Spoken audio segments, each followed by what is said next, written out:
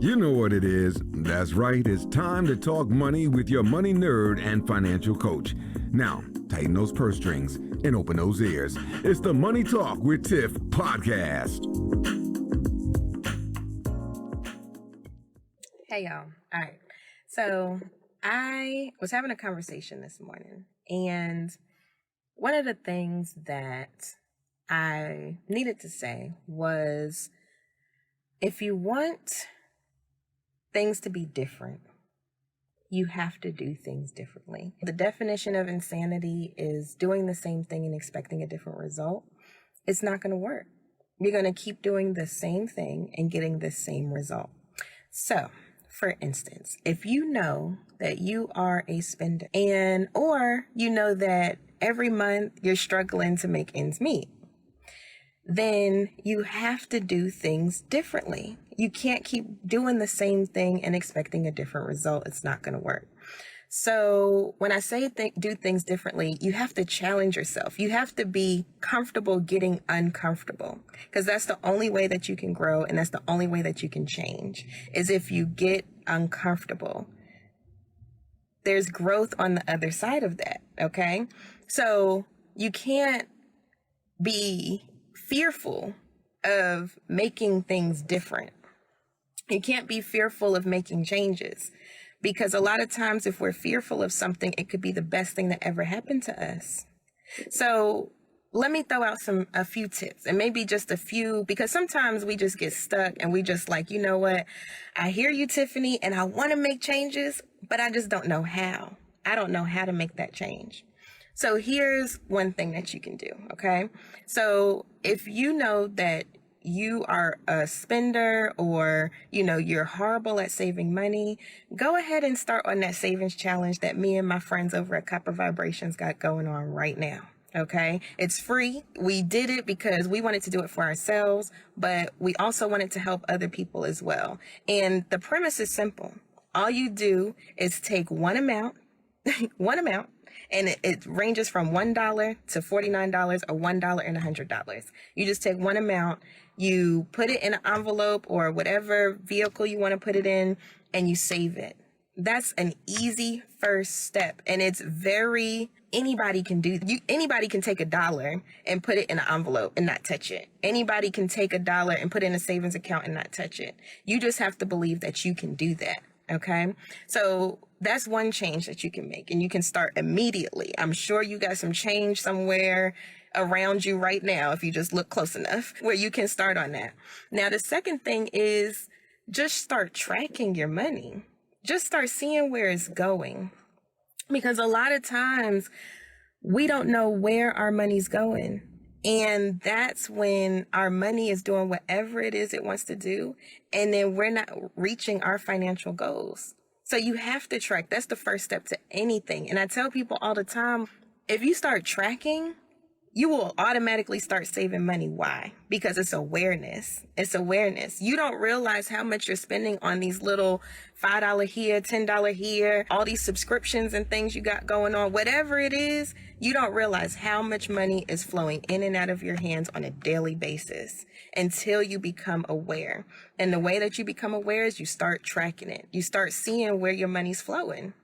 And I will tell you from experience, every time I've done this with people, they immediately start saving money, because they just like, hey, I didn't know I was spending $300 eating out.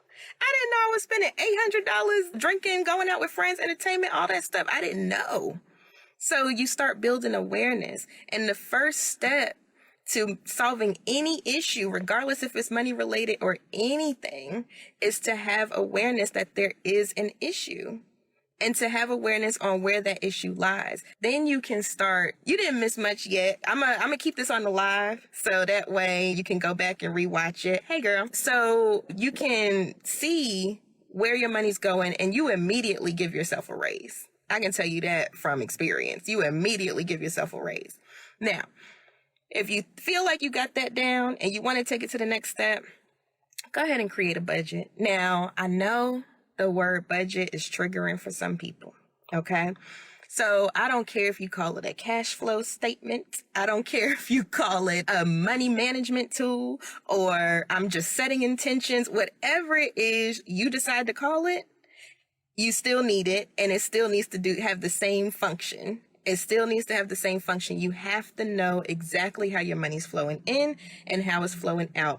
Otherwise, you'll be on this continuous hamster wheel of not having any money, or having money and not reaching your financial goals. And I can tell you from experience, because I've been in both situations, not knowing how your money's flowing is not fun. It's not fun at all. It's not fun at all. It feels like you're being suffocated. At least in my experience, it feels like you're being suffocated. Yeah, it's all fun and games while you out spending, you buying this, buying that, you doing this or whatever. But then when you look up and you like, dang, I'm not reaching any financial goals that I set for myself, whether it's saving or whether it's investing or whatever it is that you decide that you want to do. It's all fun and games until you realize that I'm nowhere near close to there. And then it starts feeling bad. And then you have to go through the same cycle all over again. Then you spend to make yourself feel happier because it gives you a dopamine hit, and the cycle continues. Back to my original point, you have to do things differently if you want a different result. Okay. So like I said, I don't care what you call it. If you think budget is triggering for you, call it, I am setting my intentions with my money. Call it, this is my money manifestation tool. This is my money management tool. Whatever it is you want to call it, make it happen. Because I can tell you, and a lot of other financial info, whatever, they will tell you that is the foundation of everything. You have to have it. And I can tell you from being on the other side too, that having one is so freeing. It's so freeing. It's not restrictive at all, honestly. It's not. Like, that's a misconception. How I teach people when it comes to budgeting, I'm like, look, this is not a tool to restrict you. This is a tool to give you freedom. This is a tool, if you decide that you don't want to leave, if you don't want to work at your job no more, and you have a budget, you can say, okay, I know that all I need is X amount a month. All my bills will be paid and everything, and I can flow just as normally as I would have if you knew that information. Like when I decided to quit corporate, it was because I said, okay, I know my budget. It only takes me $50 a day, and I can cover all of my financial obligations. $50 a day. So then when I broke it down like that, I was like, $50 a day, I could do that. What? Okay. So I'm sitting here at a job. Let me premise, there's no issue with having a full-time job, because I solely believe in using other people's money to make money. But anyway, I'm sitting here for 8 hours out the day when I could really only work hard for maybe 2 or 3 and go on about my business, because $50 a day, you know what I'm saying? So I'm like, this doesn't make sense to me. And that's why I decided to make that decision. But that decision would have not even crossed my mind had I not had a budget, had I not known how much I needed to survive. Like, it's power in knowing these things, y'all. There's power in this. There's power in awareness. There's power in it, I'm telling you. And even if you do decide that you want to work for other people, because there's nothing wrong with that. If you have a budget, you can reach your financial goals faster. I promise. And you can hold me to that. I promise. If you watch how your money is flowing, you can do anything. Like when I first started on this journey and I saw $50,000 in debt staring at me, I was like, dang, first of all, what did I do? But second of all, I'm like, how the heck am I going to get out of this mess? Especially at the time when I was making $10, $11 an hour. But I said, I'm going to go ahead and see how my money's flowing. I know there's some holes I can plug. I know it is. And I did it. And then I decided, because that was my big goal, I said, any means necessary. And that's another lesson here today, y'all.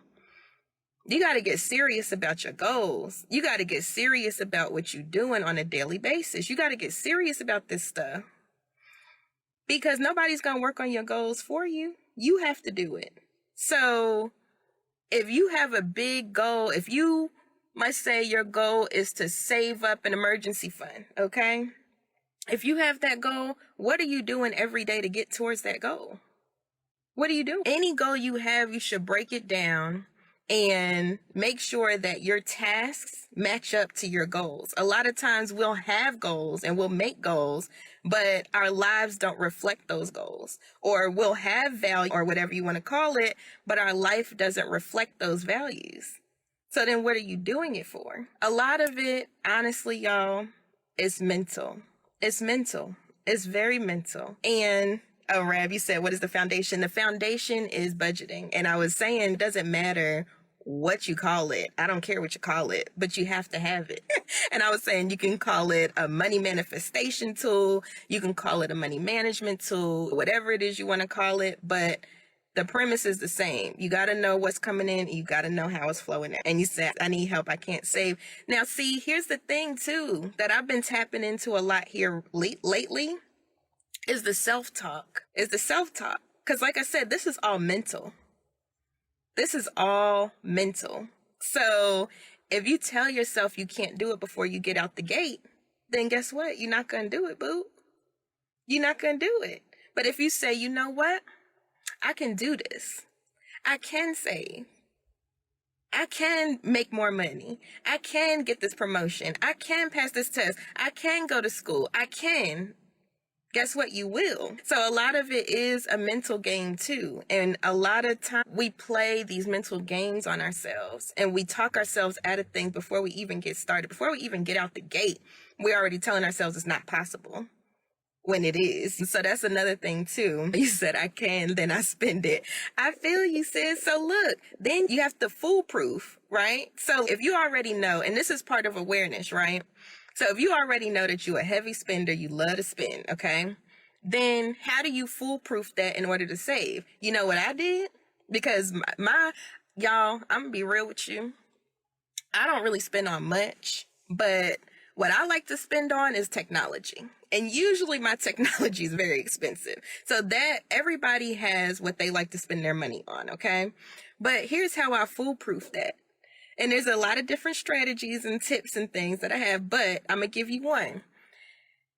Open up an account, an online savings account or something that you don't have regular access to.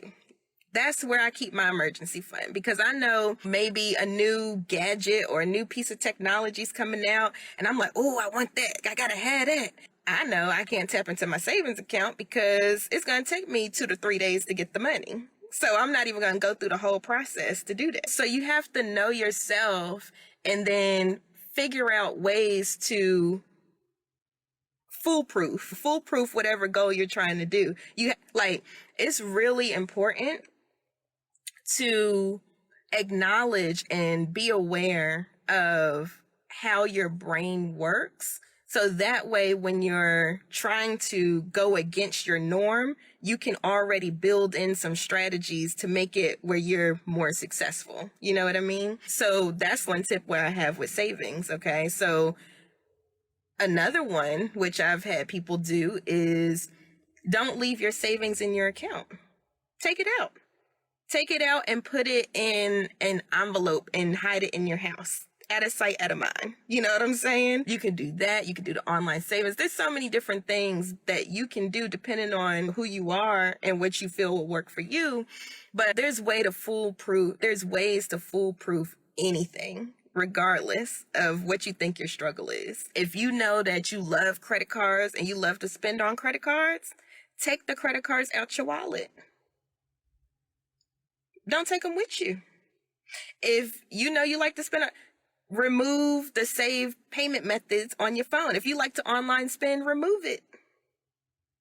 Remove the save cards and then take your cards out your wallet or whatever and put it up somewhere. So then you can't even be like, oh, dang, I want to get this. Then you try to press the button. You like, oh, dang, it ain't even saved. Let me go get the card. Then you like, dang, where's the card? You can safeguard yourself. That's pretty much what you're doing, is safeguarding yourself. But all jokes aside, though, there's so many different ways to make sure that you are good at money management.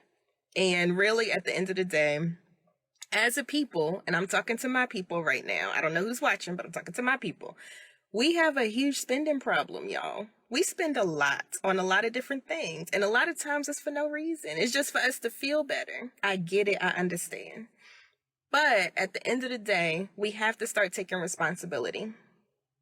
We have to start taking responsibility, and we have to become more aware of what we're doing.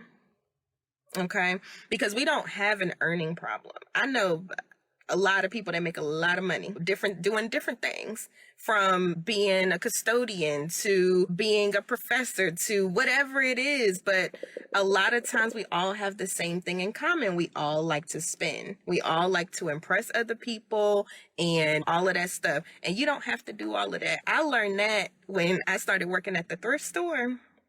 Because I used to be like, I would never, like, thrift, what? Excuse me? I need all name brands, everything. You know what I'm saying? Then I started working there, and I was like, I started seeing doctors and lawyers, and even the guy his grandma is Kathleen Bryan. If you in Greensboro, Bryan is everywhere. Okay? He used to come into the thrift store and shop. And I'm like, so if that's the case, my whole concept of thinking was completely distorted at that. That's how I started thinking. I was like, wait a minute. So you mean to tell me this is how people keep money? But I bet you they spend on what they want to spend on, what they deem is important, what aligns with their values, what aligns with their goals. You know what I'm saying? So that's why it's important to know these things. You got to know what your values, your goals, all of that stuff is, so that way you can start moving your life accordingly. And this goes far beyond money. This goes with everything, relationships, everything. It all starts with knowing yourself. Knowing yourself.